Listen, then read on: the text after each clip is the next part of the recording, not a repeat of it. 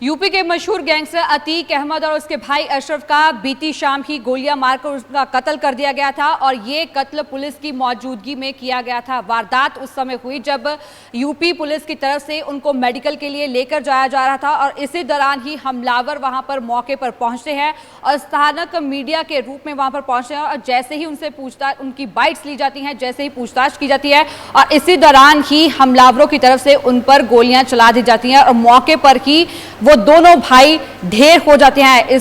इस पूरी वारदात में बड़े सवाल खड़े हो रहे हैं। यूपी पुलिस पर भी बड़े सवाल खड़े हो रहे हैं। उधर ही यूपी में इस पूरी वारदात के बाद माहौल ना बिगड़े, इसको लेकर प्रयागराज समेत पूरे यूपी में 144 धारा लगा दी गई है। इसके अलावा आसपास के जिलों से भी फोर्स मंगवाई गई है। वहीं गृह मंत्रालय की ओर से भी देर रात इस मामले में रिपोर्ट तलब की गई है। साथ ही साथ सीएम योगी आदित्यनाथ ने पुलिस अधिकारियों को अलर्ट रहने, राज्य में शांति और कानून व्यवस्था बनाए रखने, जनता को किसी भी परेशानी का सामना ना करने की हिदायत भी दी है।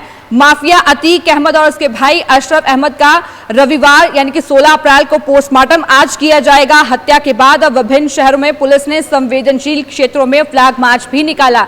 प्रयागराज के पुराने शहर के चकिया और रजरपुर इलाके में तनाव की स्थिति भी बताई जा रही है, जिसको लेकर राज्य सरकार की तरफ से पूरी सावधानी बरती जा रही है। पूरे यूपी में धारा 144 लगा दी गई है और पुलिस की तैनाती भी की गई है और दूसरे जिलों से भी जो फोर्स है मंगवाई जा रही है। सो इस पूरे मामले पर ना सिर्फ राज्य सरकार बल्कि केंद्र सरकार भी नजर बनाए हुए हैं।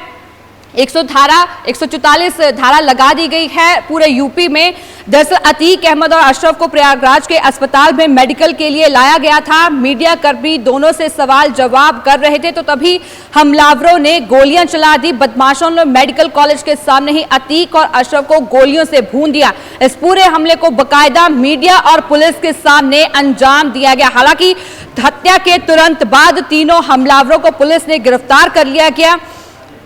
लगातार इस पूरे मामले में कई तरह के सवाल खड़े हो रहे हैं क्योंकि जिस समय मीडिया की तरफ से सवाल जवाब किए जा रहे थे अतीक और अशरफ से, तो उस दौरान वो कुछ नाम लेने की कोशिश में थे और इसी दौरान ही गोलियां चला दी गई और दोनों की मौके पर ही मौत हो गई। पुलिस की मौजूदगी में दोनों की हत्या की गई और उधर ही कई तरह के सवाल इस पूरे मामले में खड़े हो रहे हैं। ज्यादा बातचीत के लिए मेरे सहयोगी सुभाष मेरे साथ मौजूद है। सुभाष, क्या कुछ जानकारी इस मामले में मिल पाई है?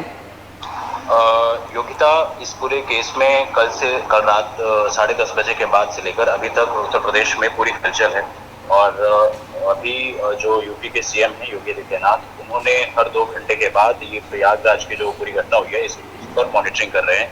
यूपी का जो डीजीपी ऑफिस है पुलिस मुख्यालय, वहाँ पर ADG law and order Prashant Kumar और खुद डीजीपी लगातार मॉनिटरिंग इस केस की कर रहे हैं। हर 2 घंटे के बाद रिपोर्ट मुख्यमंत्री को बताई जा रही है। आज मुख्यमंत्री के तमाम जो कार्यक्रम थे, तमाम उनकी फंक्शनिंग वो कैंसिल कर दी गई है।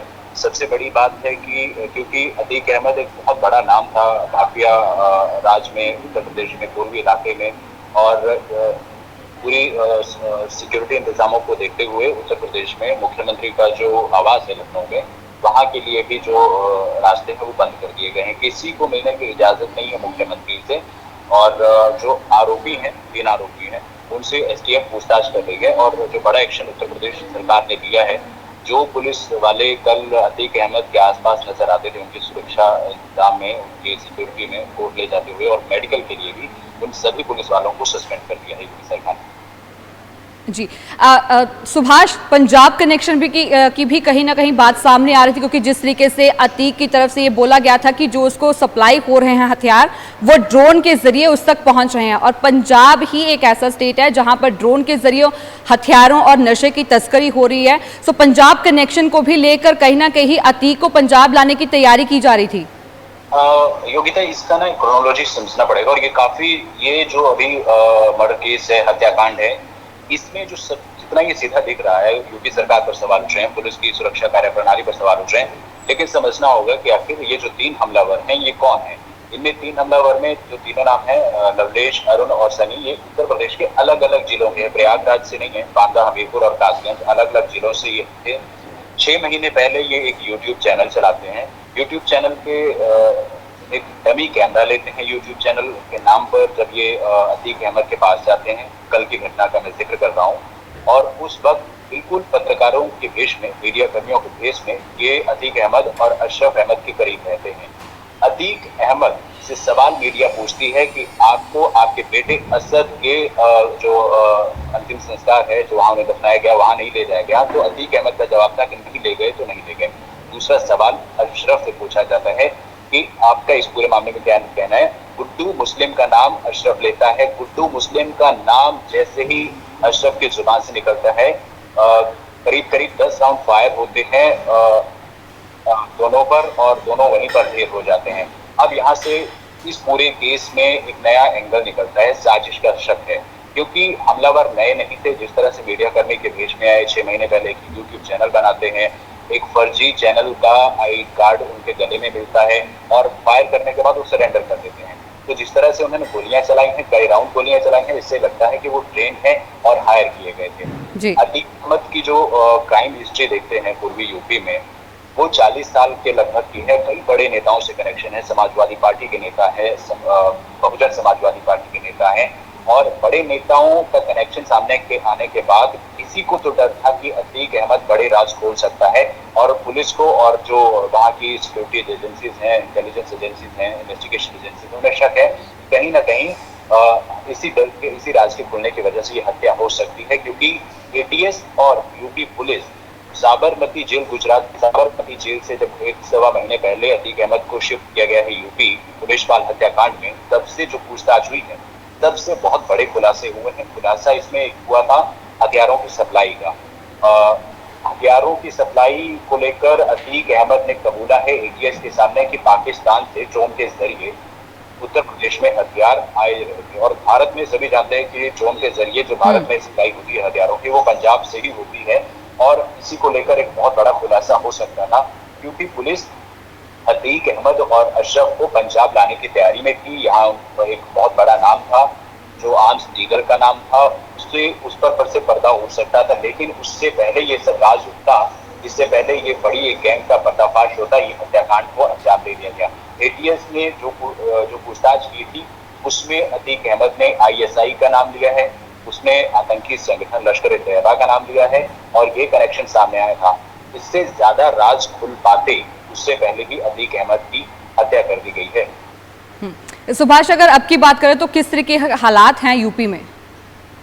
योगिता, यूपी में, पूरी यूपी में 144 लगा दी गई है, और खुद यूपी के सीएम योगी आदित्यनाथ ने रात को DGP, ADG, law and order और बड़े ऑफिशियल चीफ सेक्रेटरी लेवल पर एक बड़ी मीटिंग की है, और 2 घंटे के बाद रिपोर्ट्स ली जा रही है। यूपी में 144 है, और मुख्यमंत्री ने साफ शब्दों में कहा है कि लोग शांति बनाए रखें, धार्मिक सद्भाव बनाए रखें, और अफवाह ना फैलाएं, और अफवाह फैलाई जाती है तो सख्त कार्रवाई उत्तर प्रदेश सरकार कर सकती है। उत्तर प्रदेश सरकार ने रात को जो उच्च स्तरीय बैठक की है, उसमें सभी 17 पुलिसकर्मियों को सस्पेंड कर दिया गया है जो सुरक्षा में लगे हुए थे। इससे दिलचस्प है ना योगिता, एक पहलू कि अशरफ जो अतीक अहमद का भाई है, उसने एक नाम लिया है गुड्डू मुस्लिम का। रात को जब ये मर्डर हुआ, उसके बाद से महाराष्ट्र में छापेमारी हो रही है। यूपी एसटीएफ और महाराष्ट्र पुलिस की तरफ से नासिक का एक इलाका है जहाँ पर चल रही है, और तलाशा जा रहा है गुड्डू मुस्लिम को, जिसका नाम अशरफ ने लिया है। गुड्डू मुस्लिम वो शख्स है जो बमबाज शूटर था, जिसने उमेशपाल हत्याकांड को अंजाम दिया था करीब 1-1.5 महीने पहले प्रयागराज में, और वो महाराष्ट्र में हो सकता है। बीते 1 से 1.5 महीने में उसने अलग अलग लोकेशन, क्योंकि काफी शातिर था, क्योंकि 3-4 राज्य उसने बदले हैं, दिल्ली, बंगाल, बिहार, और उसकी तलाश के लिए लगातार यूपी एसटीएफ और यूपी पुलिस खंगाल रही है, क्योंकि कल अशरफ ने जैसा ही नाम लिया है वैसे ही अशरफ और अतीक अहमद का मर्डर कर दिया गया। जो ये नाम है गुड्डू मुस्लिम, इसका कनेक्शन अंडरवर्ल्ड से रहा है। अबू सलेम जो खुद आजमगढ़ से था, खुद एक अंडरवर्ल्ड डॉन था, खुद आजकल वो जेल में है, उसके साथ कनेक्शन था। गुड्डू पंडित प्रॉपर्टी का काम देखता है। गुड्डू पंडित का एक इंसिडेंट बताता हूँ कि उत्तर प्रदेश की जो पूर्व की सरकार थी, उसमें एक चीफ सेक्रेटरी स्तर के अधिकारी की जमीन पर कब्जा कर लिया। सोचिए कि एक आम आदमी के जमीन पर कब्जा नहीं किया गया था, एक सचिव स्तर के अधिकारी की जमीन पर गुड्डू पंडित ने अतीक अहमद के साथ मिलकर कब्जा कर लिया। अतीक अहमद क्योंकि गैंगस्टर था, अतीक अहमद एक माफिया था, लेकिन बाद में वो सियासत में भी आ गया, बीएसपी में भी गया, समाजवादी पार्टी में भी गया, कई बार विधायक रहा, एक बार सांसद रहा, और इसलिए सरकार की हनक का पूरा फायदा उठाया गया। क्योंकि पूर्व मुख्य सचिव की जमीन हथियाई गई थी, तब सरकार के दखल के बाद ये जमीन छोड़ी गई और ये गुड्डू मुस्लिम का पूरा चिट्ठा है। और अब गुड्डू मुस्लिम की तलाश जारी है, क्योंकि जांच एजेंसियां जानना चाहती हैं कि अशरफ आखिर पूरी बात क्या कहना चाह रहा था, गुड्डू मुस्लिम के बारे में ऐसे क्या राज खोलने जा रहा था कि उस राज के खोलने से पहले ही उसकी हत्या कर दी गई। जी, तमाम बातचीत के लिए शुक्रिया सुभाष मासा जुड़ने के लिए। अतीक अहमद और अशरफ की जो कत्ल हुआ है उसको लेकर बड़े सवाल खड़े हो रहे हैं। कहीं ना कहीं बड़ी साजिश से पर्दा भी उठ सकता था, पर उससे पहले ही अशरफ और अतीक अहमद की हत्या हो गई। हालांकि अशरफ की तरफ से जो गुड्डू मुस्लिम का नाम लिया गया उसके तार जो है महाराष्ट्र से जुड़े हुए हैं। अतीक अहमद और अशरफ की हत्या के तार अब महाराष्ट्र से जुड़ते हुए भी दिखाई दे रहे हैं, क्योंकि गुड्डू मुस्लिम महाराष्ट्र के नासिक से जो जानकारी अभी तक सामने आई है कि गुड्डू मुस्लिम को लेकर नासिक में छापेमारी चल रही है। यूपी एसटीएफ और पुलिस की तरफ से वहां पर छापेमारी की जा रही है, क्योंकि गुड्डू मुस्लिम एक बड़ा नाम है, अंडरवर्ल्ड के साथ भी उसका नाम जुड़ा हुआ है और हथियारों को लेकर भी, सप्लाई को लेकर भी बहुत सारी जो चीज़ें हैं, बहुत सारे मामले उस पर दर्ज हैं और इस मामले में भी उसकी तलाश की जा रही है। अब छापेमारी महाराष्ट्र तक की जा रही है। उधर ही अगर बात की जाए अतीक अहमद और अशरफ की हत्या के बाद पूरे यूपी में धारा 144 लगा दी गई है। प्रयागराज समेत पूरे यूपी में धारा 144 लगाई गई है। इसके अलावा गृह मंत्रालय की ओर से भी देर रात इस मामले में रिपोर्ट तलब की गई है। जो सीएम योगी आदित्यनाथ है उनकी तरफ से इस पूरे मामले पर नजर बनाए हुए हैं और हर 2 घंटे बाद उनको रिपोर्ट की जा रही है अधिकारियों की तरफ से। पूरे जो राज्य में किसी भी तरह से कोई भी घटना ना हो, इसके लिए पूरी एहतियात बरती जा रही है। पुलिस मुलाजमों की तैनाती की गई है। संवेदनशील क्षेत्रों में फ्लैग मार्च भी निकाले जा रहे हैं। इसके अलावा अतिरिक्त फोर्स भी मंगवाई गई है राज्य में, ताकि हर तरीके के हालात से निपटने के लिए हमेशा पुलिस तैयार रहे और किसी तरीके से भी माहौल को खराब ना होने दिया जाए। उधर ही अतीक अहमद और उसके भाई अशरफ की हत्या के बाद AIMIS के चीफ और हैदराबाद से सांसद असदुद्दीन ओवैसी ने भी योगी सरकार पर निशाना साधा है। उन्होंने बोला है कि यूपी में बीजेपी की सरकार कानून के तहत नहीं बल्कि बंदूक के दम पर चल रही है। लगातार कुछ ऑपोजिशन के जो नेता हैं उनकी तरफ से भी इस घटना को लेकर सरकार पर निशाना साधा जा रहा है। उधर ही बात की जाए सीएम योगी आदित्यनाथ के सरकारी आवास की, तो वहां पर सुरक्षा बढ़ा दी गई है। सीएम ने मामले में उच्च स्तरीय जांच के आदेश दिए हैं। 3 सदस्यीय टीम इस मामले में जांच कर रही है। प्रयागराज में धारा 144 लगा दी गई है और इसके अलावा सीएम योगी आदित्यनाथ से मिलने की किसी को भी इजाजत नहीं दी गई है और इस मामले के जो तार है महाराष्ट्र से जुड़ते हुए भी दिखाई दे रहे हैं, क्योंकि जिस वक्त इनको मेडिकल के अतीक अहमद और अशरफ को मेडिकल के लिए लेकर जाया जा रहा था, मीडिया की तरफ से सवाल जवाब किए जा रहे थे और उसी दौरान ही जो गुड्डू मुस्लिम का नाम अशरफ की तरफ से लिया गया था, तो इस मामले में उसके बाद ही हमलावरों की तरफ से गैंगस्टर अतीक अहमद और उसके भाई अशरफ पर गोलियां बरसा दी गई थी, जिसके बाद मौके पर ही उनकी मौत हो गई थी। और इस मामले में अब गुड्डू मुस्लिम की तलाश के लिए यूपी एसटीएफ की तरफ से महाराष्ट्र में भी छापेमारी की जा रही है।